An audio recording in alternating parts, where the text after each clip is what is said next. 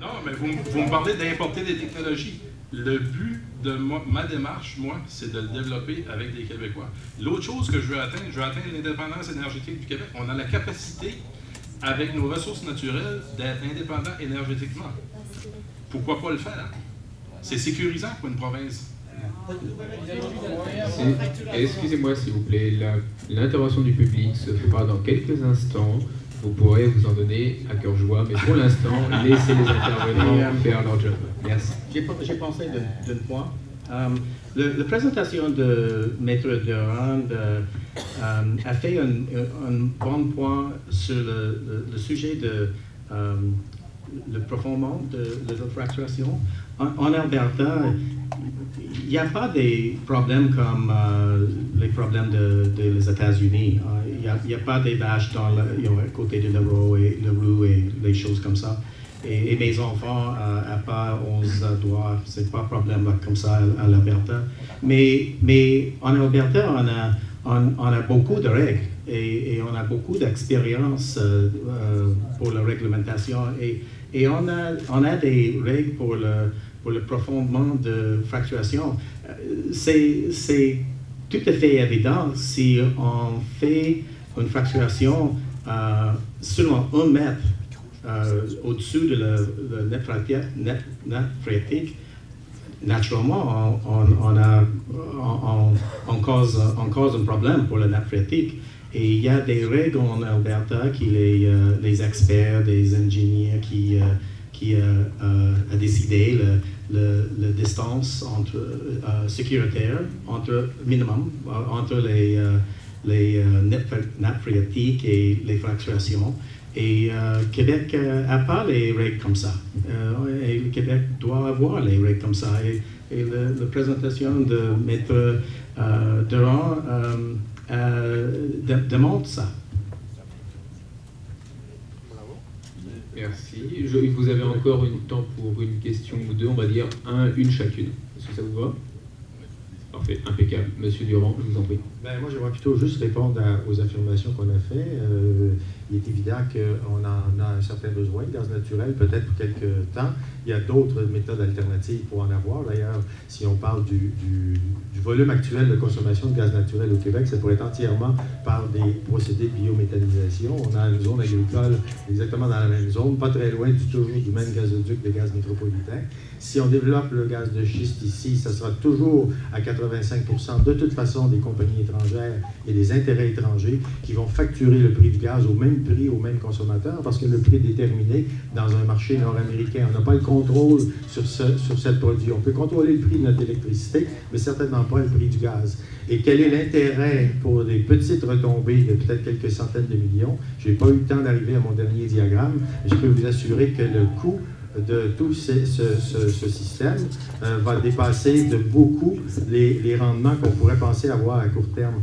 Écoutez, juste pour vous montrer un petit peu, voici cette figure. Actuellement, tout est basé sur les 2 premières étapes, exploration, exploitation. Mais après l'abandon, on va avoir des coûts, c'est la courbe en rouge, qui vont se poursuivre. Il est impossible de remettre le massif rocheux dans l'état actuel. Tout ce qui est remis dans l'état actuel par la réglementation, ici, comme en Alberta, comme partout sur la planète, ça n'est que de la reconversion des sites de surface. Et après 6 mois, les compagnies obtiennent leur dégagement de responsabilité. C'est légué aux prochaines générations. Et si on regarde qu'est-ce qui va arriver aux prochaines générations, voici 15 000 puits qui ont été inventoriés dans le golfe du Mexique. Et on voit qu'un puits sur 20, c'est l'âge 0. C'est une étude faite par Schlumberger, M. Benyon. Ce n'est pas un groupe écologiste, je ne pense pas. Schlumberger, vous devez connaître. Donc, un puits sur 20, 5% des puits présentent des problèmes de sustained casing pressure. C'est un indice déjà de malfonction du puits. Et si on va vers 15 ans, on atteint la courbe de 50. Et plus on va dans le temps, on a fatalement, ça vous indique, je posais la question, c'est quoi la durée de vie des puits? Vous avez des puits conventionnels ici. Ce ne sont pas des puits de gaz de schiste. Alors, si on utilise les mêmes aciers, les mêmes coulis, et que ça dure en moyenne 20 ans, écoutez, ici, l'industrie du gaz de schiste a trouvé des aciers et des coulis pour trouver des durées de vie plus longues que 25 ans, qu'ils arrêtent d'exploiter le gaz de schiste, qu'ils vendent leurs recettes au génie civil, parce que les ingénieurs aimeraient bien avoir cette recette pour faire des ponts et des viaducs. Merci. Messieurs, la question était, oui. La question était à quelle durée de vie estimez-vous vos puits de gaz de schiste? Sur le sujet de biogaz, pour moi, c'est tout à fait une bonne idée, le biogaz. C'est évident, c'est bon pour l'environnement. Pour moi, j'aime le biogaz aussi. Je pense qu'on doit avoir une diète énergétique qui a une balance. Et maintenant, au Québec, le Québec importait 11% de l'énergie qui est utilisée au Québec aujourd'hui. C'est une bonne forme d'énergie, mais on doit avoir une balance. Le pétrole, le gaz, le hydro, les éoliens, les solaires et tout, et les autres. On doit faire une bonne balance d'énergie, et le gaz naturel, et pour moi, c'est une bonne partir d'une diète énergétique, et le biogaz aussi. Et puis, il y a deux choses de parler sur le sujet de les coffrages et les fugitive emissions, ou les petites fuites de gaz naturel. Les petites fuites est normal dans un système avec beaucoup de pression. C'est le TCPL a le même fuite, le gaz métro a le même fuite, notre industrie a le même fuite. Dans l'industrie, c'est pas on n'utilise pas le mot fuite, parce que quand on a une fuite, on doit réparer.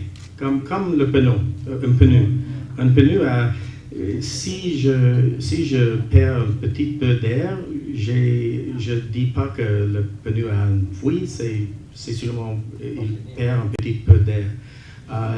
Les fuites comme ça, on utilise le nom fugitive emissions, et les environnementalistes et les gouvernements la comptabilité pour les gaz à effet de serre incluait les petites fuites comme ça, les fugitive emissions. En Alberta, il y a une étude pour 360 000 fuites, et il y a 4,7% des puits qui a des petites fugitive emissions comme ça, et on doit réparer les puits, les émissions comme ça quand on va abandonner le puits, mais après ça, les émissions sont trop petites, et pas de problème pour les sécurité, etc. Mais aussi en Alberta, il y a un programme de diminuer les émissions comme ça.